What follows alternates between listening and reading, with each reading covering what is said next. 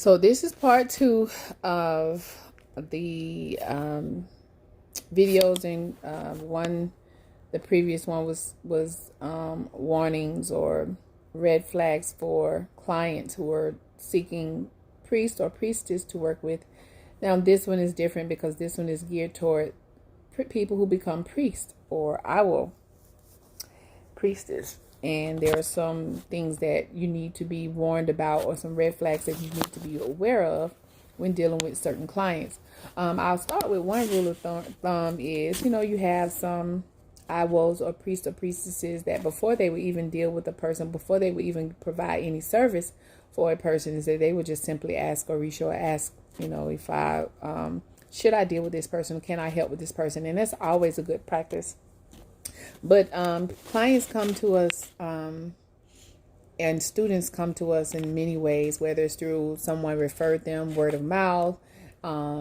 Say someone may see a video or something written online, or it may be social media, something, they may have heard something. There are different ways that clients, students, etc. are drawn to a certain priest or priestess, and so on and so forth. And so I want to suggest that there's a difference between when a person comes to in your space, what role they're going to play. Some people are just going to be clients, and like clients are like customers. They're coming for a specific service. You're not going to see too much more of them except for when they're needing that service. They typically are not trying to learn more about the tradition. They have a problem that they need to resolve, and that's typically it. Then you have the next level, which becomes a student. And this type of individual is someone that is actually coming to learn from you so that they can, expand their own knowledge, and they can elevate themselves into the next phase of their spiritual or cultural worship. And then you have what we call an omoawo, and some people will call it godchildren. And that's one of the highest levels in this process, because that is a person who you will be responsible for giving Orisha to, or even taking to initiation, or initiating yourself. And you will be responsible and accountable for training this person, and making sure that this person gets to reaches their potential as an owl. And before you even after they have learned all they can learn from you, you still have a relationship, hopefully a healthy relationship with this person. And so again, those are the three levels of relationships that you will have with individuals who come to you for spiritual guidance and spiritual work. Now there are some warnings there that those relationships don't always work out as they supposed to, and so there's some things that you have to look out for. And I'll start off with what we call, sometimes over in America we call them elay hoppers. And these are people who are flip-floppers or whatever. These are people who have no stability as it concerns finding a spiritual home and grounding themselves so that they can learn more and become, more have more spiritual knowledge and gain more understanding of the culture. These people have no loyalty to anyone, and they're seeking to get what they want, and they will go from one priestess to the other until they feel like they're getting what they want, whatever that is. And whether it's they may be seeking someone that charges the less, and they'll keep going and going and going until they're satisfied with what they're being charged for the services. Some of them may be seeking answers to their problems, and there's certain answers that they're wanting. And if they go to one priest or priestess, and that priest is telling them that, hey, well, Orisha is saying no to this, they're not satisfied with that, because they want yes, and they want to hear yes. And so if you don't give them yes, they're going to go to somebody else, and they'll keep going and going and going until they get the answer that they're seeking. You have several people that are like that, that'll go from one place to the other. Hey, can I marry this man, or can I marry this woman? No. Okay, I don't like that. I'm going to go to another priest, ask the same question. So they will go from priest to priest, asking the same questions, seeking the same outcomes for their life, and they're not getting the outcome that they want. They're not understanding that if they're praying for something in their ori, their head does not accept it. It's not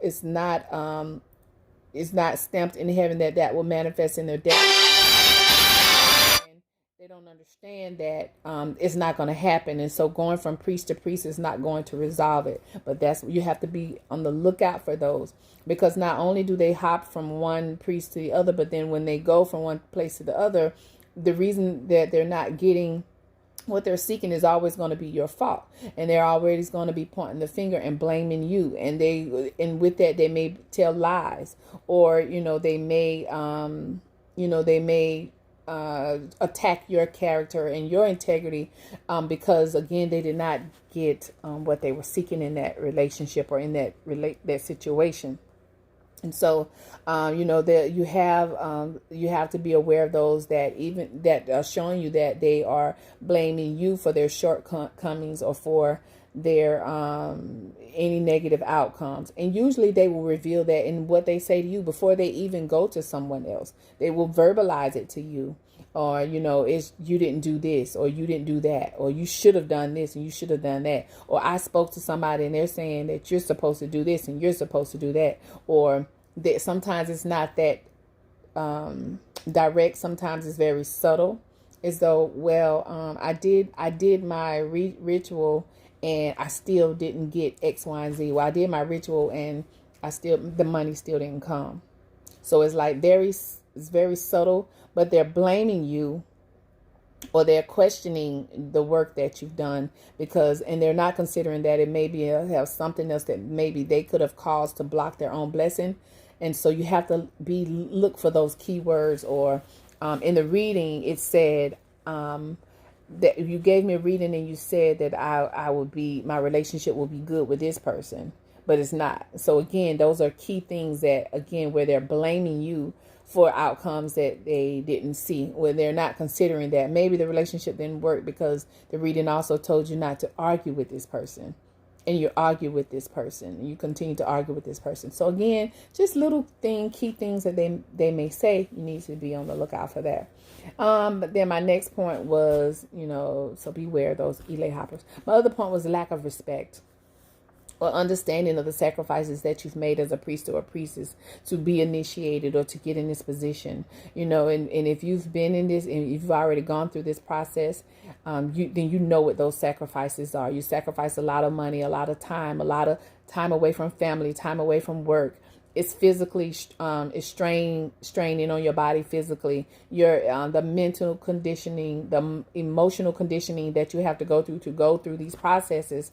You deserve some respect. The learning and the training that you have to go through, the time and effort that you put in being a dedicated student yourself to become a priest, those warrant respect. And so some people don't respect your power or your position.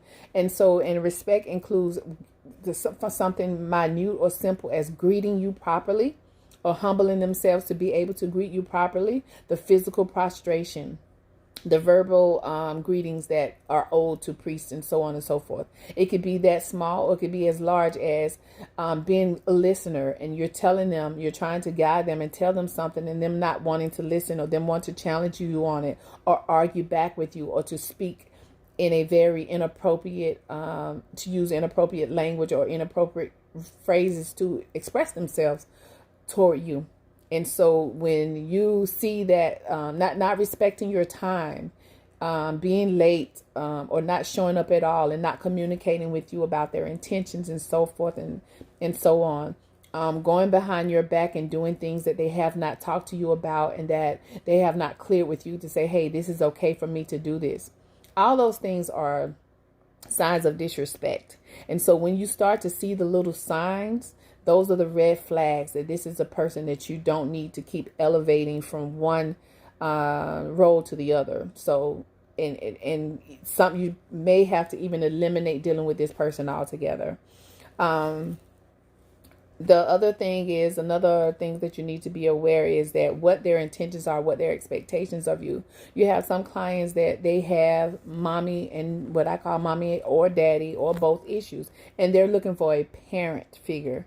And that's not your role. As a priest, you're there to guide them spiritually. And yes, sometimes that may include some redirection in their behaviors or in their actions in life, but you're not their mom, and you didn't come here to be their father, but that's what they expect.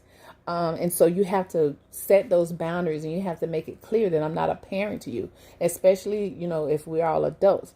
I can't tell you what to do. I can't make you do anything. And you can't require those parenting characteristics or responsibilities and duties from me either. And so we know what people expect from their parent. And we know we want to be nurtured, and we want to we want our parents to guide us also. We also want to make mistakes, and we want our parents to say, "Oh, it's okay," and to forgive us, and so on and so forth. That's not what your role is in their lives. They're adults, and they have to behave like adults, and you give them the spiritual the formula to be able to function spiritually in this culture, but to be their parent, no. So you have to be on the lookout for those type of clients that want to put you in that parental role, because that's a lot. And because that means you're actually taking on a role, which means you are solely responsible for the caretaking of this individual, and you're not. And which leads into some people, you have to be aware of clients that are coming to you wanting you to be a therapist, where they want to always be telling you all of their problems, and expecting you to not only for you to listen, because it's okay to listen, because there may be something spiritually that they can do to resolve their problems. But some of them are seeking ways for you to actually resolve their problems for them, or tell you, hey, you should do A, B, and Z to take care of this problem. That's not the role of the priest. And it's not a comfortable role of most priests. Some priests don't mind doing it. And if you're one of those people that is a little overwhelming for you, then you have to be aware of those type of people that are coming to you and it's like, hey, I got this situation. What should I say? What should I do? How should I handle that? If you're not giving them an answer from divination or from consulting the Orisha, if you find yourself sitting down actually saying, okay, we should do A, B, C, D, that's problematic. So you have to be aware of those type of people who are looking for you to, number one, be a parent, or number two, be their personal therapist. That's not what this is. So that's a red flag out there. And I'm trying to think.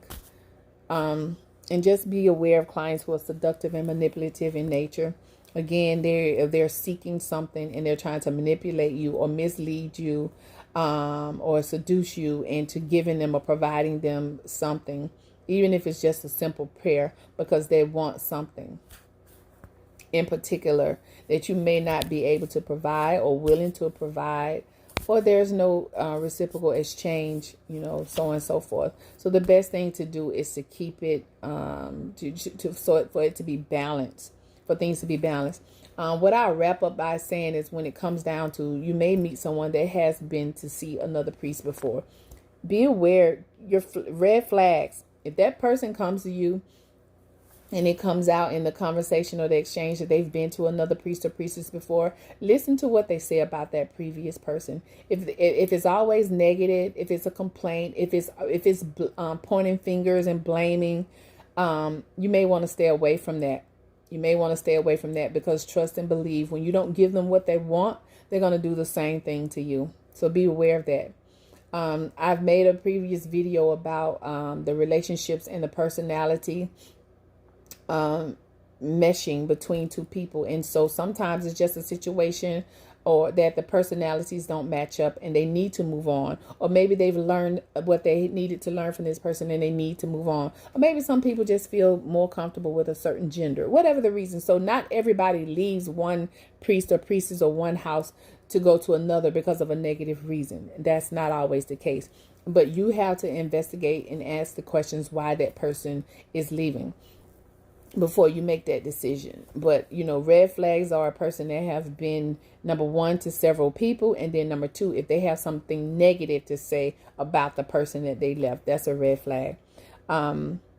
Most importantly, what I would do, aside from, as I suggested earlier, seeking guidance from the Orisha, whether or not you should help this person, is to ask a person Two very important questions.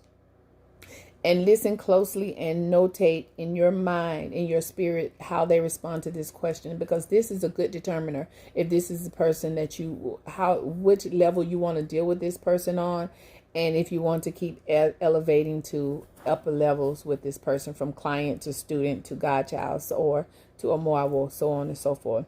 Ask them two questions. Number one, why Orisha? Why do you want to study, to practice this Orisha? Why are you coming to this religion and to this culture? What are your reasons? And just listen to what they say their reasons are. And if they are saying that because I'm having a tough time, then you know that this is a person that I would deal with on a client level. If again, it depends on their level. If they're sincere in saying, I want to learn more, to return to my roots, I want to be, a better person, I want to become a priest, I want to do that, and this is a person that, I may put them in the student category, and just to see how well they receive it, and to see how far, you're willing to take them. Because if they say that and they show the commitment, then hey, you can work with that person. So again, just listening to why they're choosing Orisha is very important. The second question is, why me? Why did you choose me as a priest or priestess to guide you through this process? Why did you choose me to service you to correct this money problem or this relationship problem or whatever? Why me? And listen to what they tell you. Is it because I went other places and they were too expensive? Or, I got a referral and people say that you were really good at this or that or the other? Or I just think that your personality, I just had something brought me here. The spirit just brought, whatever, why me? I always ask, why me?